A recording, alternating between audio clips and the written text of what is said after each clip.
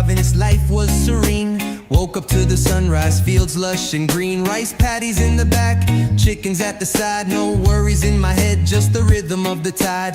Lolo taught me patience, Lola taught me grace. Planted seeds of wisdom in that little space. The Calabar, our partner, plowing through the soil. Dreams were simple, just to live and toil. Fish from the stream, veggies from the land. A nipa hut standing proud, built by steady hands. Life wasn't perfect.